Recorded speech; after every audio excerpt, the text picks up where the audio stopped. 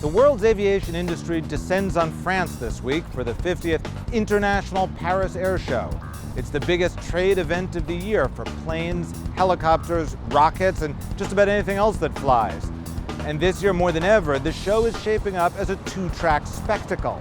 Commercial plane makers Airbus and Boeing have been hauling in orders since about 2011, and the breakneck pace is continuing. Brazil's Embraer is also coming on strong. All three look set to book more sales this week. But defense contractors are struggling amid cutbacks and possible order cancellations. Airbus and Boeing grab most of the attention at these events, though not always for positive things. The Boeing 787 Dreamliner and the new Airbus A380 Super Jumbo have each faced a string of problems. Airbus flew its even newer A350 model on Friday in hopes that this will generate excitement in sales. Boeing plans to launch a new version of its 787 at the show.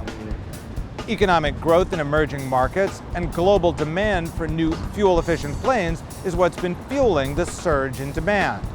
The upshot is that the combined order backlog of Airbus and Boeing is at a record high of more than 9,000 aircraft, which is equivalent to about 8 years of production.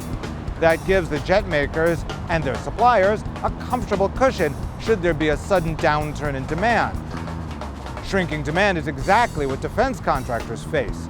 Last year, global defense spending fell for the first time since 1998. U.S. military spending is stagnating and European governments are slashing budgets, while Asian governments now spend more than the 28 members of NATO combined. And the areas of defense that governments are spending money on is shifting.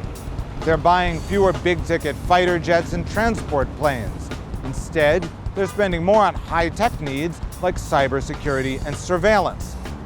So while the commercial sector continues to grow, the defense firms can no longer command the same billions of dollars as Cold War-era equipment did. That's one reason this week's show is critical to the industry. For the Wall Street Journal, I'm Daniel Michaels in Paris.